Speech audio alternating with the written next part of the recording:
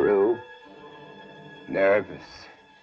Very, very dreadfully nervous. I had been and am, but why will you say that I am mad? The disease had sharpened my senses, not destroyed, not dulled them. Above all was the sense of hearing acute. I heard all things in the heaven and in the earth. I heard many things in hell. How then am I mad? Hearken and observe how healthily, how calmly I can tell you the whole story. It is impossible to say how first the idea entered my brain, but once conceived, it haunted me day and night. Object there was none, passion there was none. I loved the old man. He had never wronged me. He had never given me insult. For his gold I had no desire. I think it was his eye. Yes, it was this. One of his eyes resembled that of a vulture, a pale blue eye with a film over it. Whenever it fell upon me, my blood ran cold. And so by degrees, very gradually, I made up my mind to take the life of the old man and thus to rid myself of the eye forever. Now, this is the point. You fancy me mad. Madmen know nothing, but you should have seen me. You should have seen how wisely I proceeded, with what caution, with what foresight. I was never kinder to the old man than during the whole week before I killed him.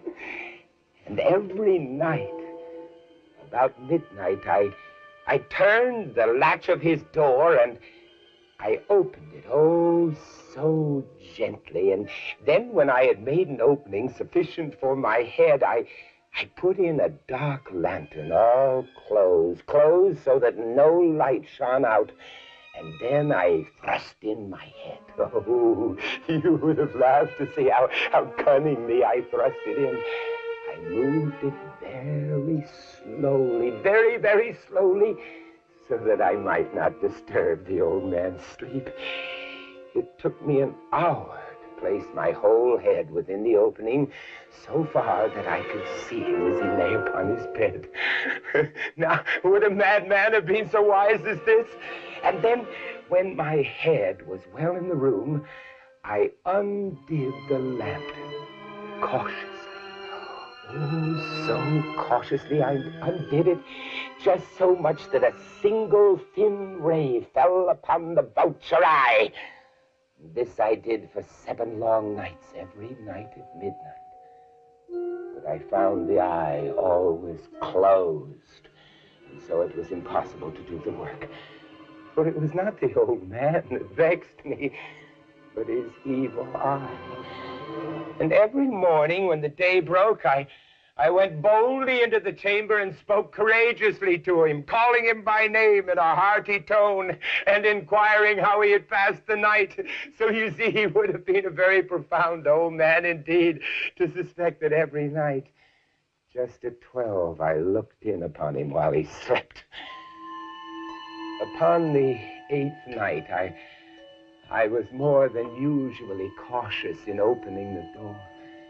A watch's minute hand moves more quickly than did mine. Never before that night had I felt the extent of my own powers. I could scarcely contain my feelings of triumph. I had my head in the room and was about to open the lantern when my thumb slipped on the tin fastening and the old man sprang up in the bed crying out, "Who's there?"